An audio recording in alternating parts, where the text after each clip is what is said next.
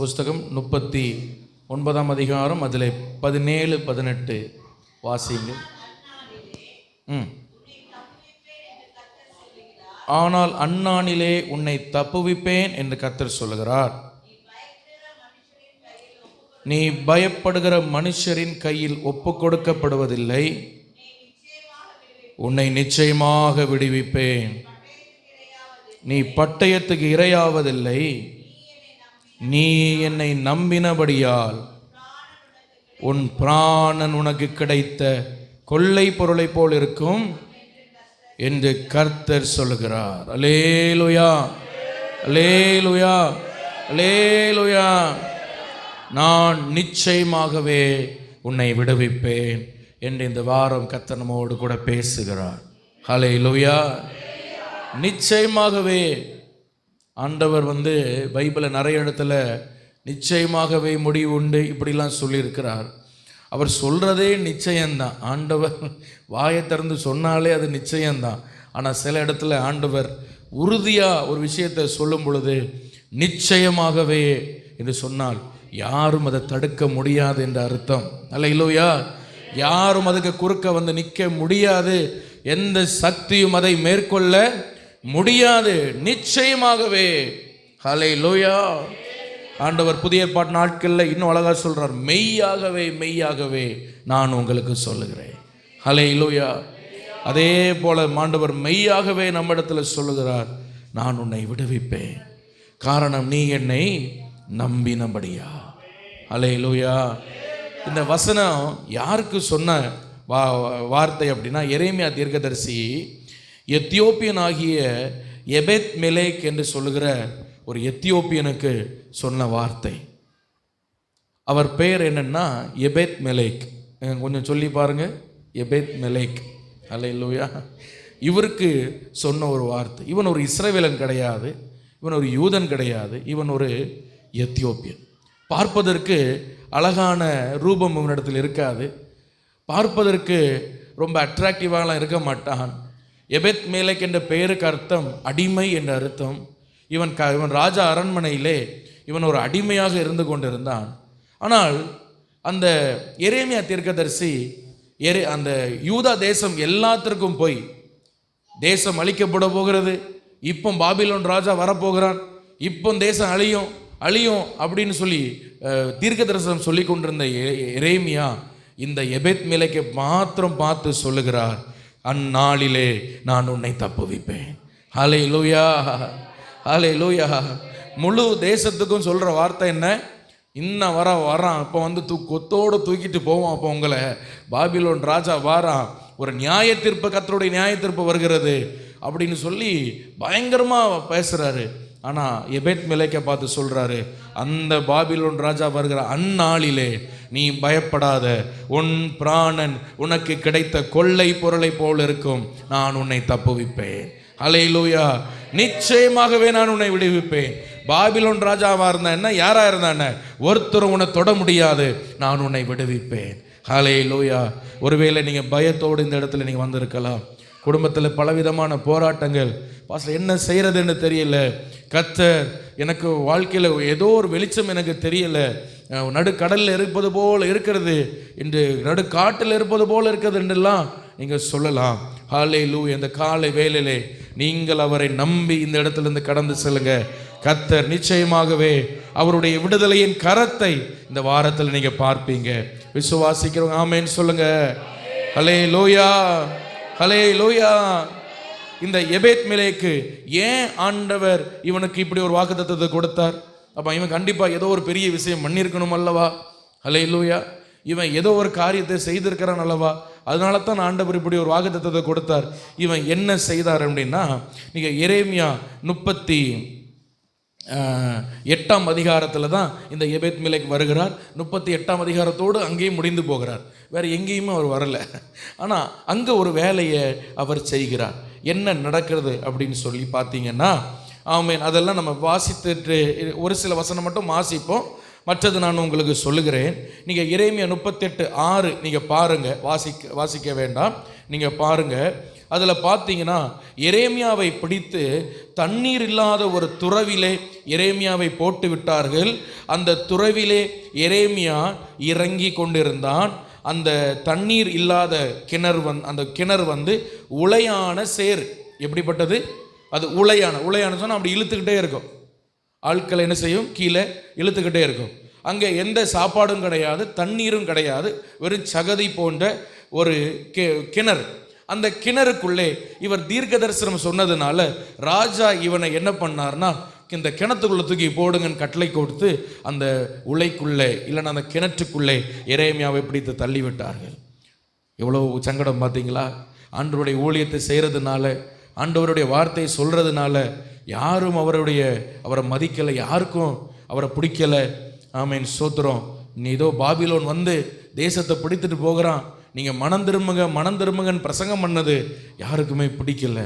இன்றைக்கு கடைசி காலத்திலையும் இந்த மனம் திரும்புகிற செய்தி நிறைய ஜனங்களுக்கு பிடிக்க மாட்டேங்குது. எல்லாருமே ஆசீர்வாதத்தை தான் விரும்புகிறாங்க. கர்த்தர் ஒன்று அப்படி வைப்பார் இப்படி வைப்பார் சொன்னால் நல்ல செய்தின்னு சொல்கிறோம். ஆனால் உண்மையாகவே நம்ம வாழ்க்கைக்கு பிரயோஜனமான செய்தி என்ன தெரியுமா? கர்த்தருக்கு பிரியமானபடி உங்கள் வாழ்வை, உங்கள் வழியை அமைத்து கொள்ளுங்க என்று யார் உங்களுக்கு போதிக்கிறார்களோ அதுதான் உண்மையான கர்த்தருடைய வார்த்தை. ஹல்லேலூயா. அதுக்காக கர்த்தர் ஆசீர்வாதமாக பேச மாட்டார் என்று நான் சொல்ல மாட்டேன். எப்பொழுதுமே அதை மட்டும் பேசிகிட்டு இருக்கக்கூடாது. ஹல்லேலூயா. எப்பொழுதுமே ஆசீர்வாதம் தலையில் ஐஸ் வைத்து கொண்டிருக்கிற கூடாது. அப்பப்போ ஊசியும் போடணும். ஹல்லேலூயா. ஆமாம், நீங்கள் டாக்டர்கிட்ட போகிறீங்க, உங்களுக்கு மருந்து கொடுக்கணும், உங்கள் காலில் அடிபட்டிருக்கு, அது பல நாளாக நீங்கள் வச்சு அந்த புண்ணை வச்சுக்கிட்டே இருக்கீங்க, அது சீல் பிடித்து அது அழுகி போன நிலையில் இருக்கிறது. இப்போ டாக்டர்கிட்ட போன உடனே சும்மா ஒரு பஞ்சை எடுத்து உங்களுக்கு வலிக்கக்கூடாது, நீங்கள் காயப்படக்கூடாதுன்னு லேசாக தொட்டுட்டு மேலே பேண்டேஜ் போட்டு விட்டா சரியாகுமா? அது காலே பாதிச்சிடும். ஹல்லேலூயா. உண்மை தானே? காலை என்ன பண்ணிடும்? பாதிச்சிடும். உங்களுக்கு வலிச்சாலும் பரவாயில்ல, சிஸ்டர் பல்ல கடிச்சிடுங்கன்னு சொல்லுவாங்க. பல்ல கடிச்சிட வேண்டியதான், போட்டு கிண்டி எடுத்துருவார் காலை போட்டு. ஹல்லேலூயா. உள்ளே இருக்கிற அந்த சீலு, அந்த அழுக்கு, அந்த புண்ணு ஃபுல்லாக கிளியர் பண்ணி எடுத்துருவார். அப்போ வலிக்கும், ஆனால் அது நல்லது. ஹல்லேலூயா. அந்த வலி என்னது? நல்லது. அது நாளைக்கு உங்களுக்கு ஒரு சுகத்தை தரும். அதுதான் கர்த்தர் இந்த எரேமியாவை கொண்டு செய்தார். போட்டு புடைச்சி எடுத்தார் அவன் பிரசங்கத்தில். ஹல்லேலூயா. ராஜானும் கிடையாது, அடிமனும் கிடையாது, எல்லார்ட்டையும் அவர் அப்படி தான் பேசுகிறார். ஆனால் வேதம் சொல்கிறது அவனுக்கு கிடைத்த பலனை பாருங்க. யாருக்கும் அவனை பிடிக்கலை, பிடித்து கொண்டு அந்த உளையான சேற்றில் கொண்டு போட்டார்கள். ஆனால் இதை யார் பார்த்தா தெரியுமா? இந்த எபேத் மெலேக் பார்த்தார். ஹல்லேலூயா. இந்த எபேத் மெலேக் போய் சொல்லி தப்புவிக்க பண்ணுறதுக்கு இந்த எபேத் மெலேக்கு பெரிய அதிகாரமும் கிடையாது. ஆனால் இவனுக்கு ஒரு வருத்தம், ஒரு தேவ மனுஷனை, நல்ல ஒரு ஊழியக்காரனை இப்படி கொள்றாங்களே. ஹல்லேலூயா. இப்படி இந்த மனுஷனை கொள்றாங்களே. இந்த தேசம் செய்த பாவத்திலும் இன்னொரு பாவத்தை கூட்டி கொள்றது என்னது? ஒரு பரிசுத்தவான சேத்துக்குள்ளே போட்டு கொள்றாங்களேன்னு சொல்லி இவருக்கு இருதயம் தாங்கலை. இவர் ஹல்லேலூயா அப்படியே ஆண்டவர்கிட்ட ராஜாட்ட ஓடி வருகிறார். ஹல்லேலூயா. ஏன் ஓடி வருகிறார்னா, இந்த எபேத் மெலேக் நம்புகிறார் இந்த எரேமியா பொய் சொல்லலை. ஆமென். ஹல்லேலூயா. இன்ஃபேக்ட் அந்த யூதாவில் இருந்த நிறைய தீர்க்கதரிசிகள் கள்ள தீர்க்கதரிசி என்ன சொன்னாங்கன்னா, எரேமியா பொய் சொல்கிறாரு, அப்படியெல்லாம் நடக்காது. ஆமென். ஹல்லேலூயா. எரேமியா என்ன பண்ணுவார் தெரியுமா? இன்றைக்கி மாதிரி இல்லை. ஆமென், சோத்திரம். இன்றைக்கி நாங்களாம் அதில் பண்ணால் நீங்களாம் சிரிச்சிடுவீங்க. என்ன பண்ணுவார் தெரியுமா? இந்த மாட்டுக்கு மேலே ஒரு வைப்போம் தெரியுமா, நுகம். அந்த நுகத்தை வச்சுக்கிட்டு இந்த பக்கம் சங்கிலியை வச்சு அவர் கையை கட்டிக்கிட்டு, இந்த பக்கம் சங்கிலியை வச்சு கையில் கட்டிக்கிட்டு நேராக ரோட்டில் நடப்பார். ரோட்டில் நடந்து நேராக ராஜாட்ட போயிடுவார். ஏன்டா இப்படி பைத்தியக்கார வேஷம் பண்ணுற? இதே மாதிரி தான் பாபிலோனுக்கு உன்னை இழுத்துட்டு போவான். ஹல்லேலூயா. பிரசங்கத்தை பார்த்தீங்களா? பிக்சர் போட்டு. ஆமென். இந்த மாதிரி தான் பாபிலோன் ராஜா அவனை இழுத்துட்டு போவான். உடனே இன்னொரு தீர்க்கதரிசி அந்த நுகத்தை உடைத்து சொல்லானா, எரேமியா போய் சொல்கிறான். அப்படியெல்லாம் நடக்காது. இங்கே தேவாலயம் இருக்கு, இங்கே ஆண்டவர் இருக்கார், இந்த யூதாவை ஆண்டவர் என்னைக்குமே கைவிட மாட்டார், அப்படி இப்படின்னு பொய்யான பிரசங்கம். ஹல்லேலூயா. நீ எவ்வளோ நாளும் பாவம் பண்ணு, எவ்வளோ நாளும் விக்கிரகாராதனை பண்ணு, எவ்வளோ நாளும் குறிப்பாரு, ஜோசியம் பாரு, என்ன நாளும் அசுத்தங்களை பண்ணு, ஆண்டவருக்கு பிரியமில்லாத எப்படினாலும் வாழு, நீ ஞாயிற்றுக்கிழமை ஆராதனைக்கு வரண்டாம், நீ ஓய்வு நாள் ஆசரிக்கண்டாம், எப்படினாலும் நீ வாழு, ஆண்டவர் உன்னை ஆசீர்வதிப்பார். இப்படின்னு கள்ள தீர்க்கதரிசிகள் எல்லாம் பிரசங்கம் பண்ணி கொண்டிருக்கும் பொழுது எரேமியா சொன்னார், இல்லை, நீங்கள் கீழ்ப்படியாத பட்சத்தில் பாபிலோன் வந்து உங்களை சிறப்பிடிச்சிட்டு போவான். யாரும் நம்பலை, இந்த எபெத் மெலேக் மட்டும் எரேமியாவை நம்புகிறார். ஹல்லேலூயா. அதான் ஆச்சரியம். சும்மா ஆண்டவரும் அவர்கிட்ட அவரை வந்து தப்பு வைக்கலை. எபெத் மெலேக் நினைக்கிறாரு, இவர் சாதாரண ஆள் கிடையாது. ஹல்லேலூயா. இவர் உண்மையாகவே ஆண்டவருடைய வார்த்தையை தான் இவர் பேசுகிறாருன்னு ஞானமாக ஒரு பிளான் பண்ணுறாரு. ஞானமாக பண்ணி ராஜாட்ட போய் என்ன சொல்கிறாருன்னா, ராஜாவே, நீர் இப்போ கொண்டு இந்த எரேமியாவை கொண்டு அந்த கிணத்துக்குள்ளே தூக்கி போட்டிருக்கிற, அங்கே வந்து சாப்பாடு இல்லை, தண்ணியும் இல்லை. உங்களுக்கு ஒரு விஷயம் தெரியுமா, எரேமியாவை வெளியே விட்டாலும் அவன் செத்து போவார். ஏன்னா தேசத்தில் இனி நகரத்தில் அப்பம் இல்லை என்று 9ஆம் வசனம் கடைசியில் பார்க்குறோம். இனி நகரத்தில் என்ன இல்லை? அப்பம் இல்லை. ஏன் நகரத்தில் அப்பம் இல்லைன்னா, எரேமியாவுக்கு வந்து ஊழியம் பண்ணதுனால கிடைச்ச கிஃப்ட் காணிக்க என்ன தெரியுமா? எரேமியா ஊழியம் பண்ணார். கிட்டத்தட்ட 50-60 வருஷம் ஊழியம் பண்ணார். ஆண்டவர் அவரை ஊழியத்துக்கு அழைக்கும் பொழுது சோட்டாவாக இருந்தார். 16 வயசு, சின்ன பையன். அப்படி இருந்த மனுஷன் வயசார வர ஊழியம் பண்ணுறார். அவருக்கு கிடைச்ச காணிக்க என்ன தெரியுமா? ஒரு நாளைக்கு ஒரு அப்பம். நீங்கள் எரேமியா 37:21 நீங்கள் பார்க்கலாம். அதை வாசிங்க. எரேமியா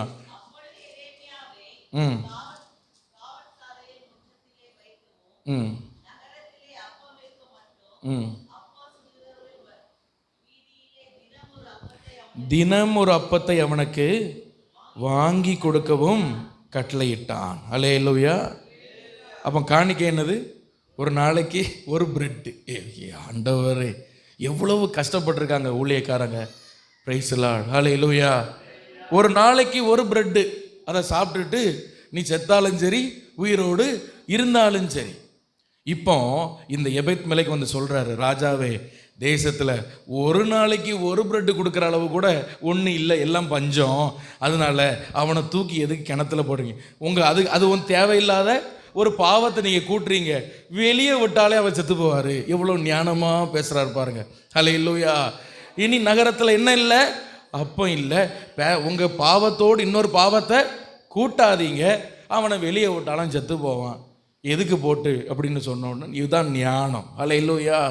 தேவ பிள்ளைகள், உங்கள் வாழ்க்கையில் எப்பொழுதும் உங்கள் ஜெபத்தில் ஒரு பாயிண்ட் நீங்கள் ஆட் பண்ணணும். என்ன தெரியுமா? எனக்கு ஞானம் தாரும். சொல்லுங்கள், அந்த வார்த்தையை சொல்லுங்கள், எனக்கு ஞானம். உங்கள் ஜெப பாயிண்டில் ஒரு பாயிண்ட் எப்பொழுதும் இருக்கணும். நீங்கள் வந்து உங்கள் படிப்புனால, உங்கள் அனுபவத்தினால, உங்கள் வயது ஊப்புனால கிடைக்காத ஞானம் கர்த்தர் நமக்கு தருவார். அல்லேலூயா. நீங்கள் வேதம் சொல்கிறது, ஒருவன் ஞானத்தில் குறைவுள்ளவனாக இருந்தால் புக்கு படின்னு ஆண்டவர் சொல்லலை. ஆமே. ஒருவன் ஞானத்தில் குறைவுள்ளவனாக இருந்தால் ஞானிகிட்ட போய் பேசுன்னு சொல்லலை. ஞானத்தில் குறைவுள்ளவனாக இருந்தால் என்னிடத்தில் கேட்க கடவன். ஹல்லேலூயா. நீங்கள் ஆண்டவர்கிட்ட எப்பொழுதுமே இதை நீங்கள் மறந்துடாதீங்க. உங்கள் வாழ்நாள் முழுவதுமாக உங்கள் ஜெப பாயிண்டில் ஒரு பாயிண்ட், ஏசப்பா, நான் இன்னைக்கு வெளியே போகிறேன், இன்னென்ன வேலையெல்லாம் செய்ய போகிறேன், எனக்கு ஞானம் தாரும். நீங்கள் கேட்டீங்க, டெஸ்ட் பண்ணி பாருங்கள். ஹல்லேலூயா. நான் ஒவ்வொரு விஷயத்தை எப்படி செய்யணும், எப்படி பேசணும், எப்படி நடக்கணும், எனக்கு ஞானம் தாரும் ஆண்டவரே, எனக்கு புத்தி தாரும் ஆண்டவரே, சில விஷயத்தை புரிந்து கொள்ளுகிற அந்த தன்மை எனக்கு தாரும் ஆண்டவரே. சிலருக்கு பாருங்க, என்ன சொன்னாலும் புரியாது. ஒரு வேலை கொடுத்து அவங்களால செய்ய முடியாது. ஏன்னா அது புரிந்து கொள்ளுகிற தன்மை அல்ல. அவங்க வேணனே அப்படி செய்யறதில்ல. பிள்ளைகள் கவனிக்கிறீங்களா? ஆண்டவர்கிட்ட நீங்கள் எப்பொழுதும் கேட்கணும், எனக்கு ஞானம் தாரும் ஆண்டவரே. ஆமேன். குடும்ப பெண்கள் டெய்லி காலையில் எழும்பி ஆண்டவர்கிட்ட கேட்கணும், இந்த குடும்பத்தை நடத்த, பிள்ளைகளை நடத்த, பிள்ளைகளை சரியாய் வளர்க்க எனக்கு ஞானம் தாரும் ஆண்டவரே. ஹல்லேலூயா. குடும்ப தலைவர்கள், ஆண்டவர், நான் வேலைக்கு போகிறேன், நிறைய நபர்களை நான் சந்திக்க போகிறேன், ஞானம் விளங்க என் வாயை நான் திறக்கணும் ஆண்டவரே, எனக்கு ஞானம் தாரும். எத்தனை பேர் ஆமோதிக்கிறீங்க? ஆமேன்னு சொல்லுங்க. ஹல்லேலூயா. இந்த ஞானம் இல்லாமல் இந்த வாழ்க்கையில் நிறைய பேர் தோற்று போயிருக்காங்க. பைபிள்லேயும் சரி, ஞானம் இல்லாமல் தோற்று போனவங்க. சத்துரு அவங்க வாழ்க்கையை வஞ்சித்தது கிடையாது, பிசாசு அவங்க வாழ்க்கையில் பிரச்சனை கொடுத்தது கிடையாது. ஞானம் இல்லாமல் தோற்று போனவர்கள். ஹல்லேலூயா. ஞானம் இல்லாமல், அறிவு இல்லாமல் தோற்று போனவர்கள். பைபிளில் ஒருத்தன் இருக்கிறான், அவங்க பேர் வந்து தாவீதுக்கு எதிராக ஒருத்தன் வந்தான். அவன் பேர் என்ன? சீமையில். இன்னொருத்தன் உண்ட அவன் பேரே முட்டாள். அவன் பேரே முட்டாள். அவன் பேர் வந்து இங்கே இருக்கு, இங்கே வரமாட்டேங்கி. நாபோத். அவன் பேர் என்ன? நாபோத் இல்லை. நாபோத் வந்து இந்த திராட்சை தோட்டத்தை வச்சோம்ல, நாபால். Very good. அவன் பேர் என்ன? நாபால். அவன் நாபால்னு அர்த்தம் என்ன தெரியுமா? முட்டாள்னு அர்த்தம். பேருக்கு அர்த்தமே. அப்பா அம்மா எவ்வளோ நல்லா பேர் வச்சிருக்காங்க பாருங்க. பிறக்கும் போதே முட்டாள். அவனை வாழ்நாள் முழுதும் முட்டாள் முட்டாள்னு கூப்பிட்டு உண்மையாகவே மக்கா போயிட்டான். ஆண்டவர் வந்து பிசாசு வந்து அவனை அழிக்கலை. நீங்கள் பைபிள் படித்து பாருங்க. அவன் மண்டையில் அறிவில்லாததுனால, தாவீதை ஏற்றுக்கொள்ள தெரியாததுனால, அவன் புத்தி இல்லாததுனால அவன் வந்து வியாதி வந்து செத்து போனான். பிசாசு அவன் வாழ்க்கையில் இம்மி அளவு கூட வரல. ஹல்லேலூயா. தாவீது ராஜா அவனை கூப்பிடும் பொழுது தாவீதோடு போய் சேர்ந்துக்க முடியல. அவனுக்கு ஞானம் இல்லை. யாரு கூட ஆண்டவர் இருக்கிறான்னு கணிக்கிற ஞானம் இல்லாததுனால செத்து போனான். அவன் வாழ்வை வந்து கர்த்தர் அவனை வாதித்தார், வியாதியினால செத்தே போனான். Praise the Lord. ஹல்லேலூயா. அப்படி பைபிளில் நிறைய பேர் ஞானம் இல்லாமல், பிசாசு அவங்க வாழ்க்கையில் ஒன்றும் செய்யலை, ஞானம் இல்லாமல் தோற்று போன அவர்கள் நிறைய பேர் உண்டு. கர்த்தரிடத்தில் எப்பொழுதும் கேட்கணும், ஆண்டவரே எனக்கு ஞானம் தாரும். தேவ சமூகத்தில் போய் ஒரு குழந்தையை போல, எனக்கு ஒன்றும் தெரியாத ஆண்டவரே, எனக்கு ஞானம் தார ஆண்டவரே. ஹல்லேலூயா. அப்படி இந்த ஜெபத்தை இங்கே ஸ்டார்ட் பண்ணலாமா? அப்படி வலக்கரத்தை உயர்த்தி ஆண்டவரை பார்த்து கேளுங்க. ஆண்டவரே எனக்கு ஞானம் தார ஆண்டவரே, ஞானம் தார ஆண்டவரே. சாலமோனுக்கு கொடுத்தீரல்லவா, தாவீதுக்கு கொடுத்தீரல்லவா, பவுலுக்கு கொடுத்தீரல்லவா, பேதுருக்கு, மீன் பிடிக்கிற சாதாரண பேதுருக்கு கொடுத்தீரல்லவா. எனக்கு ஞானம் தாரோ, எனக்கு ஞானம் தாரோ. அல்லேலூயா. அப்போ இந்த எபேத் மெலேக் ஞானமா போய் பேசுறான். ராஜா நீங்க வெளியே விட்டாலும் அவன் செத்து போவனோடனே ராஜா சொல்றாரு, அப்போ அவனை போய் தூக்கி விடுங்க அப்படின்னு சொன்ன. நீங்க அதில் பாருங்க, அழகான ஒரு கயிறு செய்கிறான். கயிறு எப்படி பண்றான் பாருங்க. 11ஆம் வசனம் பாருங்க. எரேமியா 38:11 வாசிங்க.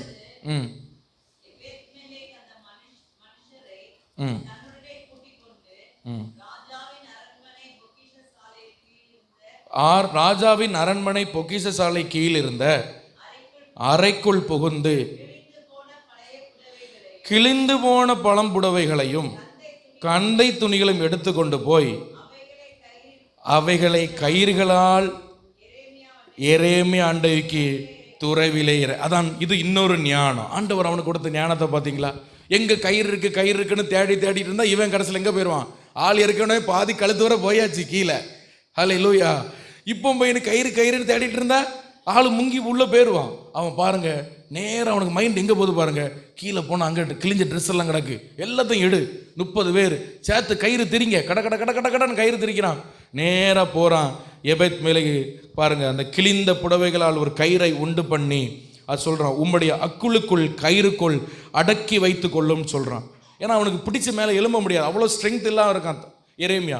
எவ்வளவு ஞானமாக செயல்படுகிறான்னு பாருங்க இந்த எபேத் மேலேக். இது கர்த்தர் கொடுத்த ஞானம். ஹல்லேலூயா. எரேமியா பிடின்னா பிடிச்சி வருவோம்னா எல்லாம் உரி மேலே கயிறு மட்டும் தான் வரும். அதனால் என்ன பண்ணு, சுற்றி கெட்டிக்கோ, உங்களை சுற்றி கெட்டிக்கோங்க. இன்றைக்கி நிறைய ஃபயர் ஃபைட்டர்ஸ் கூட இந்த மெத்தடை ஃபாலோ பண்ணுறாங்க. அன்னைக்கு எபேத் மேலேக்கு பண்ண மெத்தட் அது. கயிறை சுற்றிக்கோ, ஆனால் கயிறை சுற்றிக்கிட்டார், பொம்மை மாதிரி உட்காந்துக்கிட்டார், ஒரே தூக்கு. ஹல்லேலூயா. ஆண்டவர் எவ்வளவு நல்லவர். Praise the Lord. ஹல்லேலூயா. இதை கர்த்தர் மனதிலே வைத்து கொண்டார். இந்த உதவி ஆண்டவர் மனதில் வைத்து கொண்டார். நீங்கள் செய்கிற நன்மைகள் உலகம் மறக்கலாம், கர்த்தர் ஒரு நாள் மறக்க மாட்டார். எத்தனை பேர் நம்புறீங்க? ஹல்லேலூயா. இப்போ ஆண்டவர் இந்த எபேத் மேலேக்கிடத்தில் எரேமியாவை சொல்றார், அந்நாளிலே நான் உன்னை தப்புவிப்பேன். ஹல்லேலூயா. உனக்கு ஒரு நாளும் தீமை வராது. நீ தேவ வார்த்தையை நம்பினபடியால், தேவன் சொல்கிற சத்தத்தை நம்பினபடியால், தேவ ஊழியர்களை நம்பினபடியால், தேவனுடைய தீர்க்க தரிசனத்தை நம்பினபடியால், தேவ வாக்குத்தத்தத்தை நம்பினபடியால் நிச்சயமாகவே நான் உன்னை விடுவிப்பேன். சத்தம் அல்லேலூயா சொல்லுங்க. அல்லேலூயா. நிச்சயமாகவே உன்னை விடுவிப்பேன்.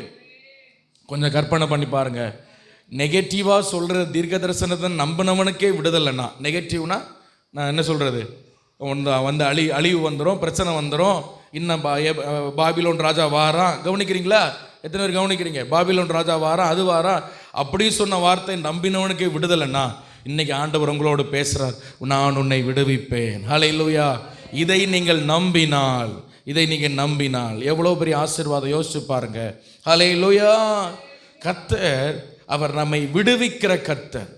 கர்த்தர் எப்படிப்பட்டவர் சொல்லுங்க? அவர் நம்மை விடுவிக்கிறவர், நம்முடைய ஆவியிலே விடுதலை தருகிறவர், நம்முடைய ஆத்துமாவில் விடுதலை தருகிறவர், நம்முடைய சரீரத்தில் விடுதலை தருகிறவர். அவர் விடுவிக்கிற கர்த்தர். நம்ம ஆராதிக்கிற கர்த்தர் எப்படிப்பட்டவர் சொல்லுங்க, சத்தமா சொல்லுங்க. அவர் நம்மை விடுவிக்கிற கர்த்தர். உங்களுக்குள்ள அந்த விடுதலை உண்டாகணும், உங்க ஆத்துமாவில் விடுதலை உண்டாகணும். நிறைய பேருடைய வாழ்க்கையில் ஆசீர்வாதம் இல்லாமல் இருக்கிற காரணம் என்னன்னா, அவங்க சோல் கட்டப்பட்ட நிலையில் இருக்கிறது, ஆத்துமா கட்டப்பட்ட நிலையில் இருக்கிறது. இந்த ஆத்துமா விடுதலை ஆனாதான் உன் ஆத்துமா வாழ்வது போல எல்லாவற்றிலும் வாழ முடியும். ஆமென், ஹல்லேலூயா. இந்த ஆத்துமா கட்டப்பட்டிருக்கிற நிலை வரைக்கும் நீங்கள் என்ன வாழ்க்கையில் செய்தாலும் ஒன்றும் வாய்க்காது, எல்லாம் ஃபெயிலியராக தான் போகும். அதனால தான் தேவ சமூகத்தில் நீங்கள் உற்சாகமாக இருக்கும்படியாக எப்பொழுது நான் சொல்கிறது. ஹல்லேலூயா. விடுதலையாக இருங்க, தினமும் ஜெபிங்க, வேதத்தை வாசிங்க, அந்த விடுதலையை காத்து கொள்ளுங்க. தூங்குறவங்க பக்கத்தில் இருந்தாங்க தட்டி எழுப்பி விடுங்க பார்ப்போம், யாராவது இருக்காங்களா? எழுப்பி விட்ருங்க, தூங்கக்கூடாது.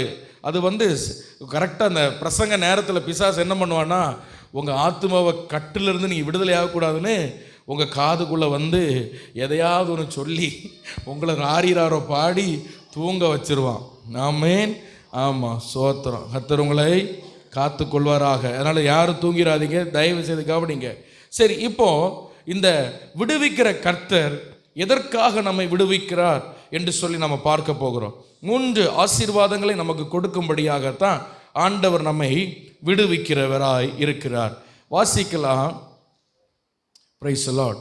எரேமியா, அதே எரேமியா தீர்க்கதரிசன புஸ்தகம் 17ஆம் அதிகாரம் 7வது வசனத்தை வாசி. 17:7.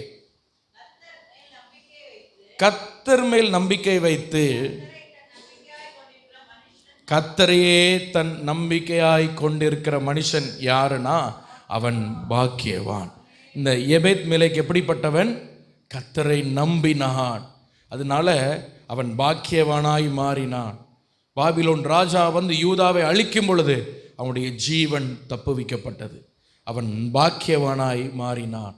ஹல்லேலூயா. 3 ஆசீர்வாதங்கள் அடுத்த வசனத்தில் போடப்பட்டிருக்கிறது. அதே 17:8 வாசிங்க. அவன் தண்ணீர் அண்டையிலே, நான் போதும், அடுத்த ஒவ்வொரு வசனம் வாசிக்கலாம்.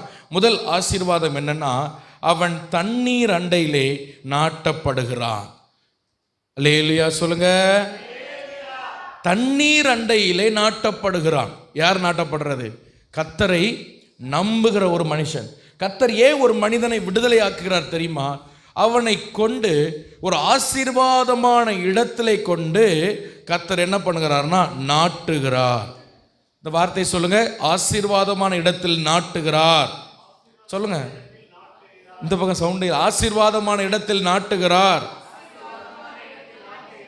பாருங்க, ஒரு மரம் பூமியில் நீங்கள் விதை போடுறீங்க, தண்ணி ஊற்றுறீங்க, அது வளரும், வளர்ந்து அது ஸ்ட்ராங் ஆகிடும்.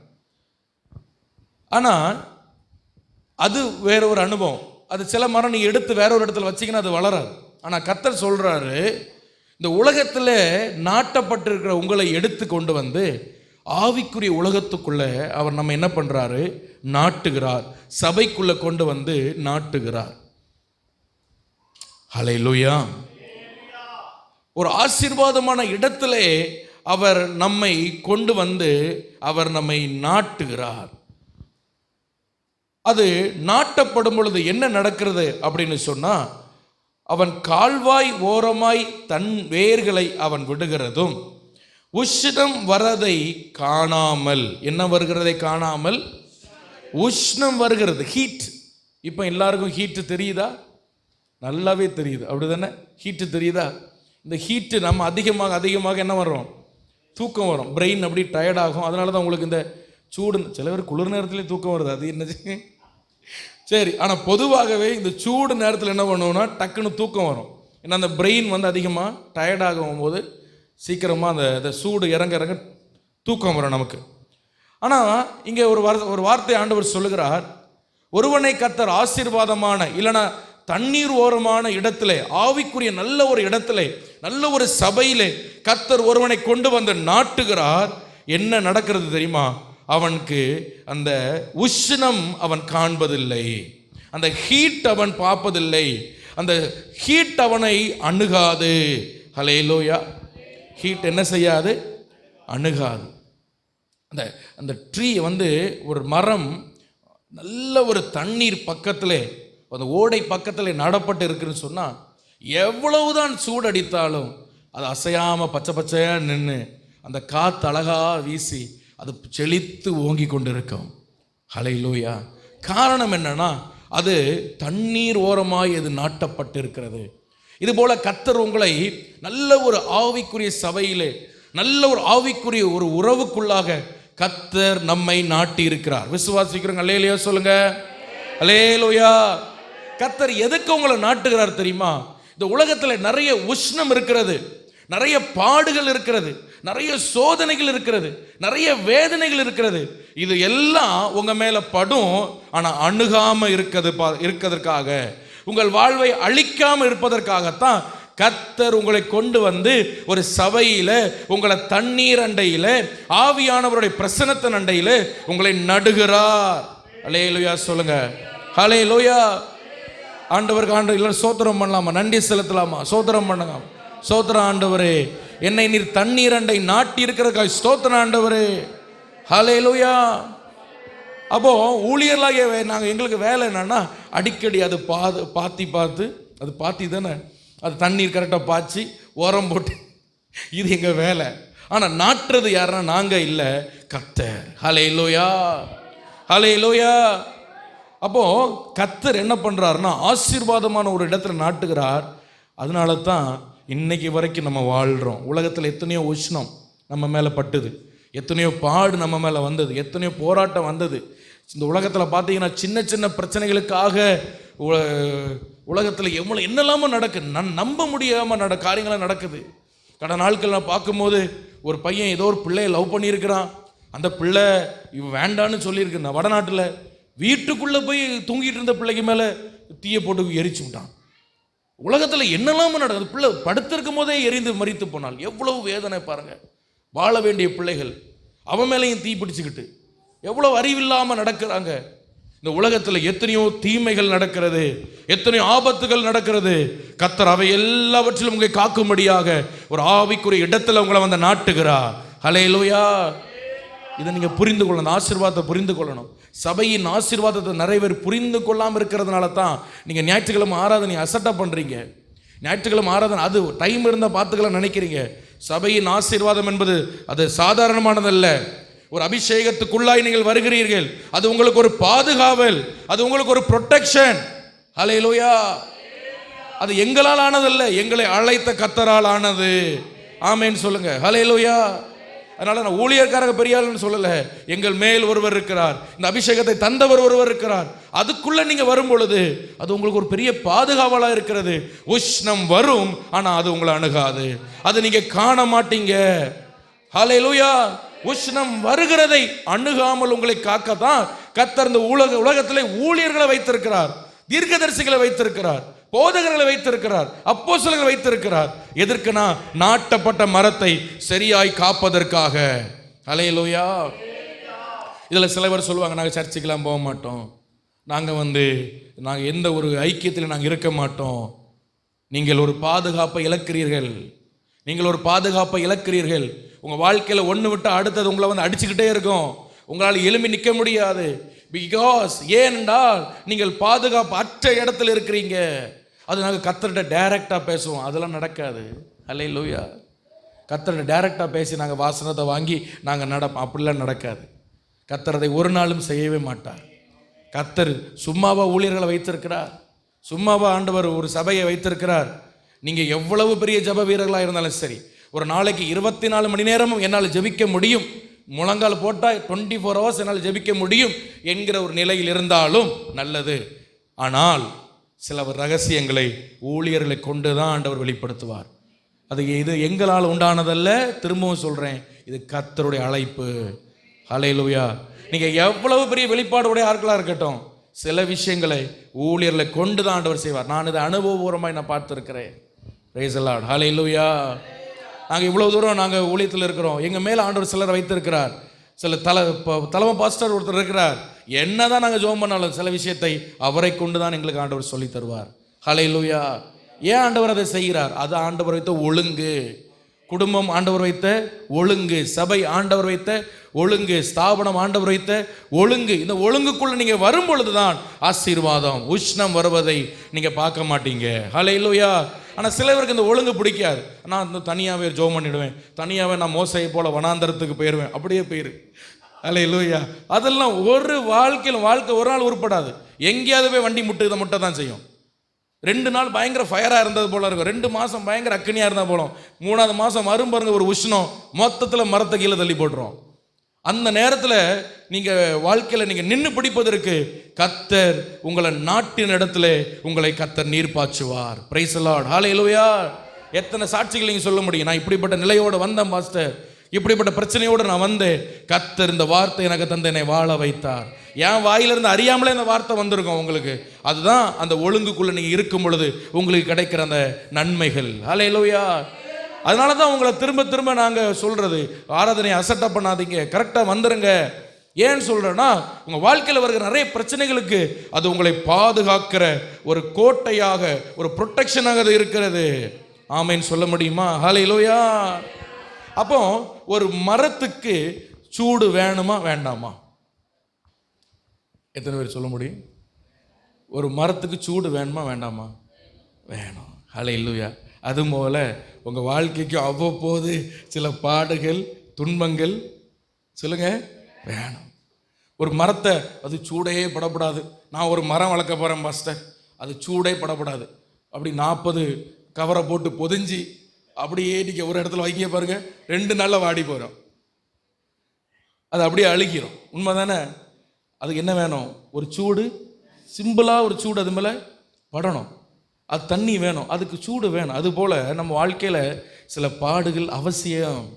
நீங்கள் கவலைப்படாதீங்க, சில பாடு வருது, அது தேவை. அது உங்களை வளர வைக்கிறதுக்காகத்தான்.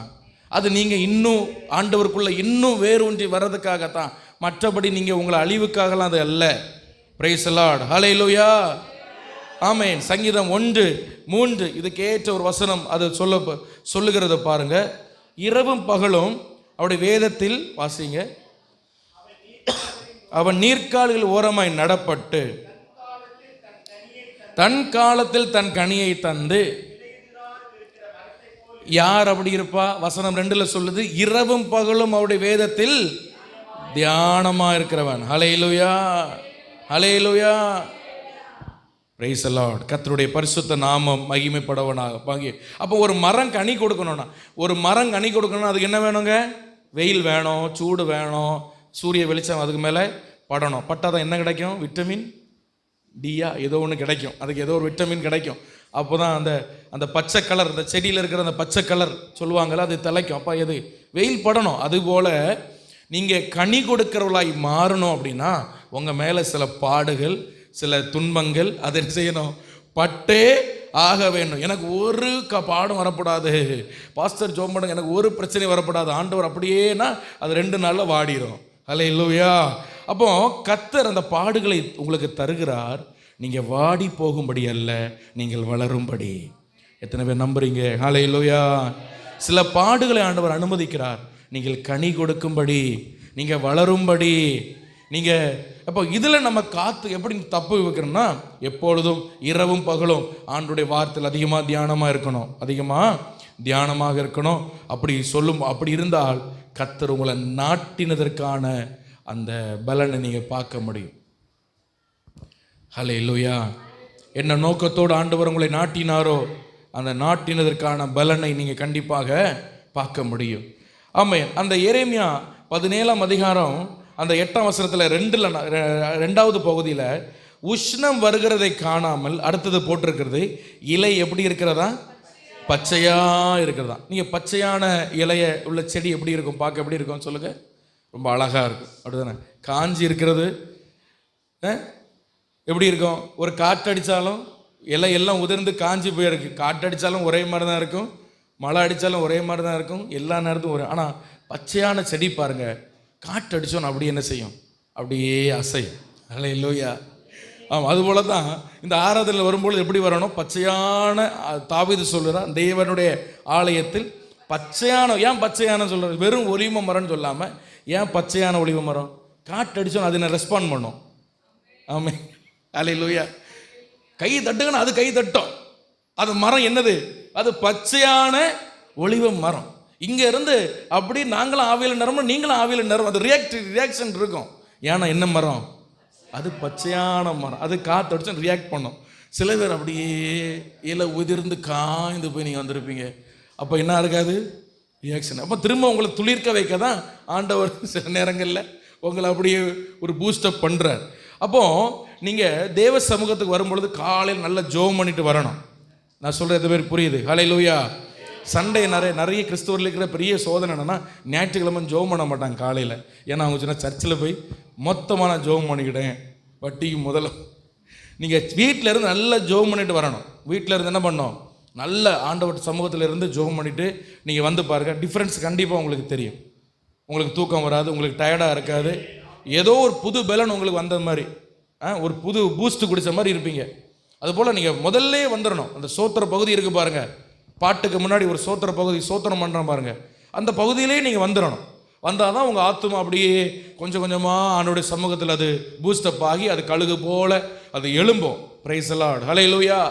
செய்திக்கு வரக்கூடாது, ஆராதனை நேரத்தில் வரக்கூடாது. முதல்லையே வந்து உட்காரணும். உட்கார்ந்து அந்த ஆண்டோடைய வார்த்தைகளை நீங்கள் கேட்பது உங்களுக்கு ஆசீர்வாதமாக இருக்கும். அப்போ ஆண்டவர் எதற்காக நம்மை விடுதலை ஆக்கணும்? ரெண்டாவது பார்க்கிறோம், நாம் இலை உதிராதிருப்பதற்காக, நாம் பச்சையான ஒரு நிலத்திலே நாம் இருப்பதற்காக. ஹல்லேலூயா, ஹல்லேலூயா. பாருங்க, ஒரு மரம் எப்போ இலை உதிராமல் இருக்கும்? சிம்பிளாக உங்களுக்கு சும்மா சொல்லுங்கள். ஒரு மரம், நீங்கள் எல்லாம் மரத்தை பற்றி என்னை விட தெரிஞ்ச ஆட்கள் தானே. நல்ல ஒரு மரம் வளருது, பார்க்க பச்சை பச்சை பச்சைன்னு இலையே உதிர மாட்டேங்கிங்க. என்ன வெயில் அடித்தா இனி மே மாதம் வெயிலுக்கு அந்த உதிராதுங்க அப்படின்னா என்னன்னா ஒன்றும் இல்லை. அதுக்கு வேற பாருங்க, நல்ல ஒரு தண்ணி உள்ள இடத்துல போய் அது ஸ்ட்ராங்காக பிடிச்சிக்கிடும். எங்கே தண்ணி இருக்கோ அது பக்கம் அது என்ன செஞ்சிடும்? அது வேர் விட்டுரும். ஹல்லேலூயா. அது வேர் விட்டு அது சில மரங்கள் சொல்கிறாங்க, எனக்கு தெரியல, இன்னும் இந்த மரத்துக்கு தண்ணி கிடைக்குது, இந்த மரத்துக்கு தண்ணி இல்லைன்னா இந்த மரத்தின் வேர் அந்த மரத்தோடு அந்த வேரோடு ஒட்டிக்கிடுமா, ஒட்டிக்கிட்டு அந்த தண்ணியை அதை எடுத்துக்கிடுமா. அப்போ மரத்துக்கு வேறு பாருங்க, எங்கே தண்ணி இருக்குதோ அது அங்கே போய் என்ன செஞ்சுக்கிடும்? பிடிச்சிக்கிடும். அப்போது இலை உதிராது இருக்கணும்னா இந்த இரவும் பகலும் வேத வசனத்தை நல்லா வாசிக்கணும், வாசித்து தியானிக்கணும். ஹல்லேலூயா, ஹல்லேலூயா சொல்லுங்க. வாசிக்க தெரியாதவங்க நீங்கள் நல்ல தேவ சமூகத்தில் நல்லா ஜெபம் பண்ணணும். ஏதோ ஒன்று இந்த வசனத்துக்கோடு தேவ பிரசன்னத்தோடு நீங்கள் எவ்வளவு தூரம் அட்டாச்சாக இருக்கிறீங்களோ அவ்வளவு தூரம் நீங்கள் உங்கள் வாழ்க்கையில் தோல்விகளை, இழப்புகளை, நீங்கள் தேவையில்லாத பிரச்சனைகளை நீங்கள் சந்திக்காமல் ஆண்டவர் உங்களை காப்பாற்றுவார். ஆமென், ஹல்லேலூயா. சிலது சில பிரச்சனைகள், உஷ்ணங்கள் கர்த்தர் அனுமதிக்கிறார், அது நமக்கு தேவை. ஆனால் சில இலை உதிர்வுகள் நமக்கு தேவையே இல்லாதது. அது சொல்றது புரியுதா? அதுக்கு ஆண்டவருக்கு சம்பந்தமே கிடையாது. அது நம்மளுடைய பலவீனத்தால் வந்தது, நம்முடைய அவிசுவாசனால் வந்தது, நம்முடைய ஜெப குறைவுகளால் அது வந்தது. அதனால வாரத்துக்கு 7 நாளும் நீங்கள் தேவ பிரசன்னத்தோடு இந்த வசனத்தை நல்லா வாசிங்க. பிரைஸ் தி லார்ட், ஹல்லேலூயா. அன்னைக்கு ஒரு சகோதரியை நான் பார்த்தேன், உண்மையில நான் வெட்கப்படுறேன் அந்த சகோதரிக்கு முன்னாடி நிற்கிறதுக்கு. அவங்கள மாதிரி நான் பைபிள் வாசிக்கலை. அவங்க சொல்கிறாங்க 6 நாளில் 7 நாளில் முழு பைபிளும் வாசித்து முடிச்சிட்டாங்களாம். வெறும் 7 நாளில் 6 நாளில் பைபிள் வாசித்து முடிச்சிட்டாங்க, 7வது முறையாக. எப்படி யோசிச்சு பாருங்க. ஒரு நாளைக்கு 13 மணி நேரம் வேதம் வாசிக்கிறாங்க. ஒரு நாளைக்கு 13 மணி நேரம் வேதம் வாசித்து 6 நாளுக்குள்ள 7 முறை இதுக்கு வரைக்கும் வேதம் வாசித்து முடிச்சிருக்காங்க, முழு பைபிளை. எவ்வளோ ஆச்சரியம் பார்த்தீங்களா? ஹல்லேலூயா. அந்த ஆசீர்வாதங்களை அந்த குடும்பங்கள் கண்டிப்பாக அனுபவிக்கும். இந்த பிள்ளைகளை ஒரு நாள் ஆண்டவர் கைவிட மாட்டார். ஹல்லேலூயா. எத்தனை பேர் நம்புறீங்க? ஆமென் சொல்லுங்க. ஹல்லேலூயா. அப்போ அந்த மாதிரி இல்லாட்டாலும் முடிஞ்ச வரைக்கும் பைபிள் என்ன செய்யுங்க, உட்கார்ந்து வாசிங்க, அதை தியானிங்க. பல மணி நேரம் தேவ சமூகத்தில் நீங்கள் எவ்வளவு தூரம் தியானிக்கிறீங்களோ அது உங்களுக்கு ஆசீர்வாதமாகவே அமையும். ஹல்லேலூயா. இப்போ இது என்ன நடக்குது அப்படின்னா, மழை தாட்சியான வருஷத்திலும் அவன் என்ன செய்வான்னா தப்பாமல் கனி கொடுப்பான். என்ன வருஷம்? அந்த சீசனில் மழை பெய்யணும், அந்த சீசனில் மழை பெய்யணும். ஆனால் மழை பெய்யலை. ஆனால் என்ன பெய்யலை? மழை பெய்யலை. ஆனாலும் தப்பாமல் கனி கொடுப்பான். யாருன்னா இந்த வசனத்தோடு பிரசன்னத்தோடு அட்டாச்சாக ஒட்டி இருக்கிறவன், தேவனோடு இருக்கிறவன். ஹல்லேலூயா. பாஸ்டர், இந்தந்த சீசனில் இந்தந்த விஷயம் என் வாழ்க்கையில் நடக்கணும் அப்படின்னு நம்ம உலக பிரகாரமாக ஒரு நீதி இருக்குது, அப்படி தானே? இந்த வயசில் இது நடக்கணும், இந்த காரியம் நடக்கணும், இப்படி உலக பிரகாரமாக ஒரு காரியம் இருக்குது. இல்லை, இருக்கா இல்லையா? இருக்குது.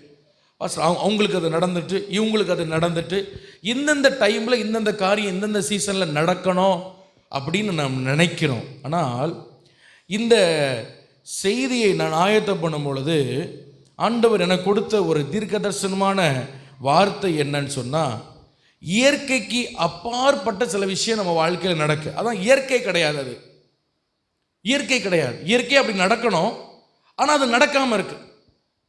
இயற்கையாக நேச்சுரல் அந்த விஷயம் நம்ம வாழ்க்கையில் நடந்திருக்கணும், ஆனால் இன்னும் நடக்காமல் இருக்கு. இயற்கையாய் நடக்க வேண்டிய சில விஷயங்கள் நடக்காமல் இருப்பதற்காக இந்த வார்த்தை நல்லா கவனிங்க. பயப்படாதீங்க, ஏன்னா நீங்கள் ஆராதிக்கிற கர்த்தர் இயற்கைக்கு அப்பாற்பட்டு அவர் கிரியை செய்கிற கர்த்தர். எத்தனை பேர் விசுவாசிக்கிறீங்க? ஹல்லேலூயா. இயற்கைக்கு அப்பாற்பட்டு அவர் கிரியை செய்கிற கர்த்தர். இயற்கைக்கு அப்பாற்பட்டது என் வாழ்க்கையில் நடக்குதுன்னு ஒரு நாள் நீங்க வேதனைப்படாதீங்க. நீங்க ஆராதிக்கிற தேவன், நானும் ஆராதிக்கிற இயேசு இயற்கைக்கு அப்பாற்பட்டவரால் கிரியை செய்ய முடியும். ஒரு விஷயம் இப்படி தான் நடக்கணும் அப்படின்னா அப்படி நடக்கலான்னு கவலைப்படாதீங்க, அது வேற மாதிரி அவர் செய்வார். ஹல்லேலூயா. அவரால். அதனால தான் வேதம் சொல்கிறது, எரேமியா 32:27, நான் மாம்சமான யாவருக்கும் தேவனாகி கர்த்தர், என்னால் செய்யக்கூடாத அதிசயமான காரியம் ஒன்று உண்டோ என்று ஆண்டவர் கேட்கிறார். ஹல்லேலூயா. அப்ப மழை வருகிறதை, இல்லை மழை தாழ்ச்சியான வருஷமா இருந்தாலும், அந்த இயற்கையில நடக்க வேண்டிய விஷயங்கள் நடக்காம இருந்தாலும் அவன் தப்பாமல் கனி கொடுப்பான். என்ன செய்வான்? தப்பாமல். எத்தனை பேர் விசுவாசிக்கிறீங்க? ஆமென் சொல்லுங்க. ஹல்லேலூயா, ஹல்லேலூயா. ஆனா நீங்க இப்போ எல்லாரும் எரேமியா 17 அந்த வசன பகுதியை திருப்பி கொள்ளுங்க. அந்த 8ஆம் வசனம் முடிஞ்சதுக்கு பிறகு 9ஆம் வசனத்தை நீங்க பாருங்க. அந்த வசனத்தை சொல்லி முடிச்சுட்டு எல்லாவற்றையும் அந்த மழை தாழ்ச்சியான வருஷத்துலையும் தப்பாமல் தலை கொடுப்பான், இப்படி வருத்தம் என்று கனி கொடுப்பான், எல்லாம் ஆண்டவர் சொல்லிட்டு 9ஆம் வசனத்தில் நீங்கள் பார்த்தீங்கன்னா, ஆண்டவர் எல்லாவற்றுக்கும் மேலாக எல்லாவற்றை பார்க்கிலும் இருதயமே திருக்குள்ளது மகா கேடுள்ளது அப்படின்னு ஆண்டவர் சொல்கிறார். சம்பந்தமே இல்லாமல் இருக்க மாதிரி இருக்கா? இதுதான் ஆண்டவருக்கு ஸ்டைல். ஹல்லேலூயா. இது முந்தின வசனத்துக்கும் அதுக்கு அடுத்த வசனத்துக்கும் என்ன இல்லை, சம்பந்தமே இல்லாத மாதிரி நமக்கு தெரியுது. நல்லா பிளெஸ்ஸிங்காக பேசிட்டு இருந்தால் திடீர்னு என்ன இருதயம் திருக்குள்ளது கேடுள்ளது அப்படின்னு பேசுகிற மாதிரி நமக்கு இருக்குது. ஆனால் அதில் ஒரு சப்ஜெக்ட் இருக்குது, அதில் ஒரு விஷயம் ஆவியானவர் ஒளித்து வைத்திருக்கிறார். என்ன தெரியுமா? இவ்வளவு ஆசீர்வாதங்களையும் ஒரு மனுஷன் பெற்றும் இருதயம் சரியில்லை அப்படின்னா, இருதயம் உத்தமமாக இல்லைன்னு சொன்னால் அவன் ஒரு நாளும் அவன் நிற்க முடியாது தேவ சமூகத்தில். ஹல்லேலூயா. இன்றைக்கி இந்த ஆராதனையில் நீங்கள் பங்கெடுத்துருக்கீங்க எல்லாரும். நீங்கள் இந்த வசனத்தை கவனிக்கும் பொழுது நான் உங்களுக்கு ஒரு காரியத்தை, இந்த ஆசீர்வாதமான வாசனத்தோடு ஒரு காரியத்தை உங்களுக்கு சொல்ல விரும்புகிறேன். ஏன்னா 2 பக்கமும் நாம் பேசணும். நம்ம இருதயத்தை குறித்து எப்பொழுதும் எச்சரிக்கையாக இருங்க. ஹல்லேலூயா.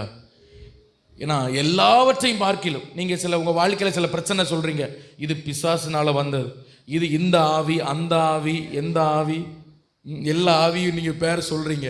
ஆனால் பைபிள் சொல்லுது, எல்லா ஆவிக்கும் மேலே உன் வாழ்க்கையை பிரச்சனைக்குள் உட்படுத்துகிற ஒன்று இருக்குது. அது என்னன்னா உன் இருதயம். எல்லாவற்றுக்கும் மேலாக திருக்குள்ளதான் டிசீவ்னு போட்டிருக்க ஆங்கிலத்தில், கன்னிங்கானது, தந்திரமானது என்னன்னா நம்முடைய இருதயம். ஹல்லேலூயா. அப்போஸ்தலர் ராஜேந்திரனையா ஒரு பாட்டில் இப்படி ஒரு பாட்டு வரி பாடியிருப்பார். உருகிடும் நெஞ்சம் திருவாதே. அந்த வார்த்தையை சொல்லுங்க. அவர் பாட்டெல்லாம் அப்படிதான் இருக்கும், திருக்குறள் மாதிரி. உருகிடும் நெஞ்சம் என்ன செய்யாது? திருவாது. திருவாதுன்னா திருக்காகாது.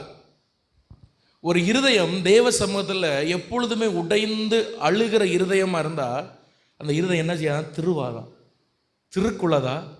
அது இருதயம் மாறாதான், அது எப்பொழுதுமே பரிசுத்தமாக அந்த இருதயம் இருக்கும். அந்த ஒரு வரியில் இருக்கிற அந்த அர்த்தத்தை பார்த்தீங்களா? ஹல்லேலூயா. பரிசுத்தவான்கள் ஆண்டவர் எவ்வளோ அழகாக வெளிப்படுத்திருக்கு. உருகிடும் நெஞ்சம் திருவாது. நான் பாடும் பொழுது என் இருதயம் அப்படின்னு ஒரு பாட்டு ஒன்று, அந்த பாட்டில் வர ஒரு வரி தான் இது. இப்போ உங்கள் இருதயம் எப்பொழுதும் தேவ சமூகத்தில் உடைகிற ஒரு இருதயமாக இருக்கணும். உன்னத பாட்டில் மணவாட்டியை பார்த்து மணவாளன் சொல்கிறார், என் புறாவே, என் மணவாளியே, உன் கண்கள் புறா கண்கள். உன் கண் எப்படிப்பட்ட கண்ணு? புறா கண்ணு பார்த்துருக்கீங்களா? எப்படி இருக்கும்? எங்கே பார்க்க பாஸ்டர், எங்கள் கண்ணை நாங்கள் பார்க்கல. புறா கண் எப்படி இருக்கும் அப்படின்னா, அது எப்பவுமே அந்த கண்ணீராக இருக்கும். கண்ணீர் நீரோட அருகில் இருக்கிற கண்ணு. எப்பொழுதும் அந்த கண்ணில் என்ன இருக்கும்? கண்ணீர் இருக்கும். ஹல்லேலூயா. இப்படிப்பட்ட ஒரு இருதயம் உங்களுக்கு இருந்துன்னா தேவ சமூகத்தில் எப்பொழுதும் உடைந்து அவருடைய அன்பை நினைத்து, உங்கள் பிரச்சனை நினைச்சல, அவருடைய அன்பை நினைச்சு எப்பொழுதும் அவருடைய பிரசன்னத்தை நினைத்து நீங்கள் உடைந்து தெய்வ சமூகத்தில் அந்த உள்ள உடைவு உங்களுக்கு இருக்குமானால், அந்த தாழ்ந்த இருதயம், அந்த தாழ்மையுள்ள இருதயம் உங்களுக்கு இருக்குமானால், உங்கள் இருதயம் திருக்குள்ளதா இராமல் கர்த்தர் காக்க நல்லவராக இருக்கிறார். ஹல்லேலூயா. அதனால தான் எரேமியா 12:2 எரேமியா ஒரு எச்சரிக்கையான வார்த்தை சொல்கிறார் பாருங்க. அதை வாசிக்கலாமா? எல்லாரும் வசனத்தை பைபிளை திருப்பிக் கொள்ளுங்க. எரேமியா 12ஆம் அதிகாரம் 12ஆம் வசனம் வாசிங்க பார்ப்போம். நீர் அவர்களை நாட்டினீர். பாருங்க, அந்த 17 வர எல்லா ஆசீர்வாதமும் இதில் வருது. நீர் அவர்களை நாட்டினீர், வேர் பற்றி தேறி போனார்கள், கனியும் கொடுக்கிறார்கள். நீர் அவர்கள் வாய்க்கு சமீபமும், அவர்கள் உள்ளிந்திரியங்களுக்கோ தூரமா இருக்கிறேன். ஹல்லேலூயா. நம்ம இன்னைக்கு வந்த செய்தியில பார்த்த எல்லா ஆசீர்வாதமும் இருக்கு. நாட்டப்பட்டவர்கள், ஆமென், வேர் பற்றினவர்கள், இலை உதிராம இருக்கிறவர்கள், கனி தருகிறவர்கள் எல்லாம் இருக்கு. ஆனா கடைசியில் சொல்றாரு, இருதயம் எப்படி இருக்குது? தூரமா இருக்குது. ஹல்லேலூயா. தாவீது அதனால தான் சங்கீதம் 51:10 சொல்றார், O Lord create in me a clean heart. கர்த்தாவே, ஜீவனுள்ள தேவனே, சுத்த இருதயத்தில் என்னிலே சிருஷ்டியும். ஹல்லேலூயா. இந்த ஜெபத்தை எல்லாரும் பண்ணலாமா? வலது கரத்தை உயர்த்தி ஆண்டவரை பார்த்து ஹல்லேலூயா. சுத்த இருதயத்தை என்னிலே சிருஷ்டியோ சொல்லுங்க. சுத்த இருதயத்தை என்னிலே சிருஷ்டியோ, நிலைவரமான ஆவியை என்னிலே புதுப்பியோ என்று தாவீது ஜெபிக்கிறார். ஹல்லேலூயா, ஹல்லேலூயா. இந்த சிலுவையின் மூலமாக கர்த்தர் நமக்கு சுத்த இருதயத்தை நமக்குள்ளே அவர் உருவாக்குகிறார். இந்த சுத்த இருதயத்தை என்னிலே சிருஷ்டியும் அப்படிங்கிற போட்டிருக்கு. இந்த வார்த்தை தமிழ்லே அழகாக போட்டிருக்கு. சிருஷ்டியும், சிருஷ்டிப்புக்கும் உருவாக்குவதற்கும் ஒரு டிஃப்ரென்ஸ் இருக்குது. யார் சொல்லுவீங்க? என்னை பாருங்க, தூங்காதீங்க. சிருஷ்டிப்புக்கும் உருவாக்குறதுக்கும் ஒரு சின்ன வித்தியாசம் இருக்குது. என்னன்னு சொல்லுங்க பார்ப்போம். Very good. உருவாக்குறதுனா இழந்து இருக்கிற வச்சு ஒன்று உருவாக்குறது, அதுதான் சிருஷ்டிப்புன்னா. என்ன தெரியுமா? ஒன்றுமே இல்லை, அதில் ஒன்றுமே இல்லை. ஆனால் ஆண்டவர் அதுலேருந்து ஒன்று சிருஷ்டிக்கிறார் பாருங்க. ஆதியிலே தேவன் வானத்தையும் பூமியும் சிருஷ்டித்தார். ஒன்றுமே கிடையாது. ஆனால் அதுலேருந்து ஒன்று என்னாச்சு? புதுசாக ஒன்று வருது. உருவாக்குறதுனா ஒன்று உடஞ்சி போயிருக்கு, இல்லைன்னா சரியில்லாமல் இருக்குது, அதை நம்ம திரும்பியும் சரி பண்ணுறது தான் உருவாக்குறது. தாவீது உருவாக்குன்னு சொல்லலை, சிருஷ்டியும். எபிரேயத்தில் அந்த வார்த்தை தான் போட்டிருக்கு. பாரா, ஆதியாம் 1:1 சொல்லப்பட்ட அந்த கிரியேட், சிருஷ்டியும் அப்படின்னா என்னட்ட ஒரு நன்மை ஒன்றும் இல்லை, ஆனால் சிருஷ்டியும். ஆண்டவரே, ஒரு புது ஹார்ட்டை எனக்குள்ள நீர் சிருஷ்டியும். எவ்வளோ அழகான ஜெபம் பார்த்தீங்களா? நிலைவரமான ஆவியை எனக்குள்ள புதுப்பியும். அதான் அந்த ரீபில்ட், அது உருவாக்குறது. ஒன்று உடஞ்சி போயிருக்கு, ஒன்று சரியில்லாமல் இருக்குது. மறுபடியும் அவன் என்ன பண்ணுறது? ஒரு கட்டடம் இடிஞ்சு போயிருக்கு, நீங்கள் மறுபடியும் அதை சாந்தெல்லாம் வச்சு நீங்கள் கரெக்டாக கட்டி கொண்டு வர்றது மாதிரி அதான் உருவாக்குறது, புதுப்பிக்கிறது. ஆனால் தாவீது அழகா ஜெபம் பண்ணுறார், என்னிலே சிருஷ்டியும். ஹல்லேலூயா. நம்ம எல்லாம் தெய்வ சமூகத்தில் முழங்கால் பண்ணிட்டு இந்த வார்த்தையை சொல்லி நம்ம எல்லாரும் ஜெபம் பண்ணலாமா? ஆண்டவரே, சுத்த இருதயத்தை என்னிலே சிருஷ்டியும் சொல்லி எல்லாரும் ஆண்டவர்கிட்ட நம்ம கேட்க போகிறோம். நல்ல ஒரு ஆசீர்வாதமான வார்த்தை ஆண்டவர் நம்மோடு பேசினார். ஆனால் கடைசியில் ஆண்டவர் நம்ம இடத்துல ஒரு ஆலோசனையும் ஆண்டவர் நமக்கு தந்திருக்கிறார். நம்முடைய இருதயம் திருக்குள்ளதாய் மாறாமல் இருக்க ஒரு சுத்த இருதயத்தை கர்த்தர் இந்த நாளிலும் நமக்கு சிருஷ்டித்து இந்த காலை வேளையில் நம்மை திரும்ப நம்முடைய வீடுகளுக்கு கர்த்தர் நம்மை கொண்டு செல்வாராக. ஹல்லேலூயா. எல்லாரும் வாய்களை திறந்து நீங்கள் ஜெபம் பண்ணுறீங்களா? இவ்வளோ நேரம் ஆண்டவர் உங்களோடு பேசினார். இப்போ நீங்கள் என்ன ஆண்டவர் உங்களோடு பேசினார். அந்த வார்த்தையை வச்சு எல்லாம் ஜெபம் பண்ணுங்க பார்ப்போம். கொஞ்சம் உங்கள் சத்தம் கேட்கட்டும். ஹல்லேலூயா. இப்போ நான் உங்களை ஜெபத்தில் நடத்துவதை விட நீங்கள் ஜெபம் பண்ணுங்க பார்ப்போம். எல்லாரும் ஜெபம் பண்ணுங்க தயவு செய்து. சிறு பிள்ளைங்க, சின்ன பிள்ளைங்க, பெரியவர்கள், வாலிபர்கள் எல்லாரும் நீங்கள் ஜெப நேரத்தில் அங்கே இங்கே எழும்பி போகாது. முக்கியமான நேரம். ஓ ஹல்லேலூயா. ஷந்துடா தியான் தரபா ரபா. உங்கள் இருதயத்தை அப்படியே ஒரு ஓப்பன் புக்கை ஆண்டவர் சமூகத்தில் ஒப்பு கொடுத்து ஒரு திறந்த புஸ்தகமாய் ஆண்டவர்கிட்ட ஜெபம் பண்ணுங்க. ஜெபம் பண்ணுங்க. ரீபாலா தூடாபா ஷந்துடா ராகபா. ஆண்டவர் 3 விஷயத்தை உங்களுக்கு சொன்னார். ஒன்று, உங்களை நாட்டுகிறார். ஆசீர்வாதம் இடத்துல நாட்டுகிறார். இலை உதிராமல் இருக்க உங்களை காப்பாற்றுகிறார். 3வது, தப்பாமல் கனி கொடுக்க வைக்கிறார். ஹல்லேலூயா. சீசன் அன்சீசன் டைம்லையும் உங்களை கனி கொடுக்க வைக்கிறார். ஆனால் இது 3 நமக்கு வேண்டும் என்று சொன்னால் நமக்கு திருக்குள்ள இருதயம் இருக்கக்கூடாது. ஒரு திருக்குள்ள இருதயம் எனக்கு வேண்டாம்ப்பா. சுத்த இருதயத்தை என்னை சிருஷ்டியோ, ஒரு உள்ள உடைவின் இருதயத்தை எனக்கு தாரோன்னு சொல்லி எல்லாரும் கேட்கலாமா? ரீபாலா துடாபா ஷந்துடா லிஹதனா ஹந்துடா ரீட்டால ரபா கபா இரபா கந்தல ரபா ஷந்தட தியா கபல ரபா. ஹல்லேலூயா. ஹல்லேலூயா. அந்த எத்தியோப்பியனாகிய எபெத்மெலேக்கு கர்த்தர் அவனை ஆமென் அன்சீசன் டைம்லையும் கர்த்தர் அவனை கனி கொடுக்க வைத்தார். ஹல்லேலூயா. ஹல்லேலூயா. இயற்கைக்கு அப்பாற்பட்ட விஷயம் அவன் வாழ்க்கையில் நடக்குது. உஷ்ணம் அவன் வாழ்க்கையில் வருது. ஆசீர்வாத கேடுகள் அவன் வாழ்க்கையில் வருது. ஆனாலும் கர்த்தர் அவனை விடுவித்து காத்தார். அதுபோல கர்த்தர் நமக்கும் செய்வார். ஆனால் நமக்கு ஒரு சுத்த இருதயத்தை கர்த்தர் தருவாராக. எல்லாரும் கர்த்தரை நோக்கி பார்க்கலாம். ஹல்லேலூயா. ஹல்லேலூயா. ஹல்லேலூயா. ஹல்லேலூயா. நன்றி ஆண்டவரே, உமக்கு நன்றி ஆண்டவரே, உமக்கு நன்றி ஆண்டவரே. ஹல்லேலூயா. ஹல்லேலூயா. ஹல்லேலூயா. நன்றி நன்றி நன்றி நன்றி. ஒரு பாடல் நம்ம எல்லாரும் பாடலாமா? ஜெபத்தோட்ட ஜெயகீதங்களில் 402வது பாடல். ஜெபத்தோட்ட ஜெயகீதங்களில் நீங்கள் புஸ்தகம் பாட புக்கையும் இல்லாதவங்க பக்கத்தில் அதை பார்த்துக்கொள்ளுங்க. புது பாடலாய் ஒருவேளை ஒரு சிலருக்கு இருக்கலாம். 402வது பாடல். வெப்பமுகு நாட்களில் அச்சமில்லையே, வறட்சி காலத்தில் பயமில்லையே, என் வேர்கள் தண்ணீருக்குள் இலை உதிரா மரம் நான். இன்னைக்கு படித்தும் பாரு, அந்த வசனத்தை வைத்தான் அருமையான பரிசுத்தவான் எழுதியிருக்கிறார். எல்லாரும் பாட போகிறோம். வெப்பமிகு நாட்களில் அச்சமில்லையே, வறட்சி காலத்தில் பயமில்லையே, வெப்பமிகு நாட்களில் அச்சமில்லையே, வறட்சி காலத்தில் பயமில்லையே, என் வேர்கள் தண்ணீருக்குள் இலையுதிரா மரம் நான், என் வேர்கள் தண்ணீருக்குள் இலையுதிரா மரம் நான், எப்போதும் பசுமை நானே, தப்பாமல் கனி கொடுப்பே, எப்போதும் பசுமை நானே, தப்பாமல் கனி கொடுப்பேன்.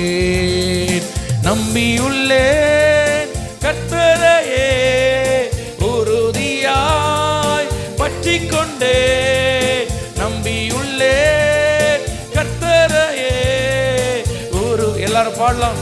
ஆமென். பற்றிக் கொண்டே, பாக்கியவான் நான், பாக்கியவான், பாக்கியவான் நான், பாக்கியவான், என்றென்றும் பாக்கியவான் நான், என்றென்றும் பாக்கியவான். பாடலாமா? வெப்பமிகு நாட்கள், வெப்பமிகு நாட்களில் அச்சமில்லையே, வறட்சி காலத்தில் பயமில்லையே, வெப்பமிகு நாட்களில் அச்சமில்லையே, வறட்சி காலத்தில் பயமில்லையே, கிருபை சூழ்ந்து கொள்ளோ, பேரன்பு பின்தொடரோ, உம் கிருபை சூழ்ந்து கொள்ளோ, உம் பேரன்பு பின்தொடரோ,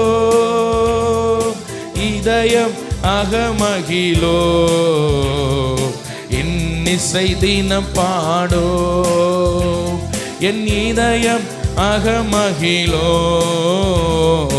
இன்னிசை இசை தீனம் பாடு நாம் பாடுவோம். நம்பியுள்ளே நம்பியுள்ளே கர்த்தரையே உறுதியாய் பற்றிக் கொண்டே. நம்பியுள்ளே கர்த்தரையே உறுதியாய் பற்றிக் கொண்டே. நம்பியுள்ளே நம்பியுள்ளே கர்த்தரையே உறுதியாய் பற்றிக் கொண்டே. பாக்கியவான் நான் பாக்கியவான், பாக்கியவான் நான் பாக்கியவான், என்றென்றும் பாக்கியவான், நான் என்றென்றும் பாக்கியவான். வெப்பமிகு நாட்கள் வெப்பமிகு நாட்களில் அச்சமில்லையே, வறட்சி காலத்தில் பயமில்லையே. வெப்பமிகு நாட்கள் அச்சமில்லையே, வறட்சி காலத்தில் நம்பியுள்ளே நம்பியுள்ளே கர்த்தரையே உறுதியாய் பற்றிக் கொண்டே. நம்பியுள்ளே கர்த்தரையே உறுதியாய் பற்றிக் கொண்டு. நம்பியுள்ளே நம்பியுள்ளே கர்த்தரையே உறுதியாய் பற்றிக் கொண்டே. நம்பியுள்ளே கர்த்தரையே உறுதியாய் பற்றிக் கொண்டே. பாக்கியவான் நான் பாக்கியவான், பாக்கியவான் நான் பாக்கியவான், என்றென்றும் பாக்கியவான், நான் என்றென்றும். கரங்களை தட்டி எல்லா ஆண்டவரை மகிமைப்படுத்தலாமா? கர்த்தர் பேசின வார்த்தைகளுக்காக உற்சாகமாய் கரங்களை தட்டி கர்த்தருக்கு நன்றி செலுத்துவோம். கர்த்தாவே, நீர் என்னோடு பேசின கிருபைகளுக்காய் நன்றி உள்ள இருதயத்தோடு ஆண்டவர் நம்மோடு பேசி இருக்கிறார். இது என்னாலானதல்ல, தேவன் உங்களை நேசித்து உங்களோடு பேசி இருக்கிறார். கரங்களை உற்சாகமாய் தட்டி ஆண்டவரை மகிமைப்படுத்துவோம். ரீபாலா துடாபா சந்துரா கபல வரபரபா ரீ கபரபரபரபா ஷிடிபிரா கபல பலபரபரபரபா. ஹல்லேலூயா ஹல்லேலூயா ஹல்லேலூயா. நான் உன்னை விடுவிப்பேன் என்று எபேத் மலைக்கிடத்தில் ஆண்டவர் பேசி 3 ஆசீர்வாதத்தை அவன் வாழ்க்கையில் நிறைவேற்றினார். அதுபோல நம் வாழ்க்கையிலும் ஹல்லேலூயா உறுதியான இடத்துல நம்மை நாட்டி இலை உதிராமல் இருக்க கனி தர கர்த்தர் நம்மை நடத்த நல்ல தேவனாக இருக்கிறபடியால் கர்த்தர் நம்ம எல்லாரும் ஸ்தோத்திரம் பண்ணுவோம். ஸ்தோத்திரம் ஸ்தோத்திரம். ஆராதனை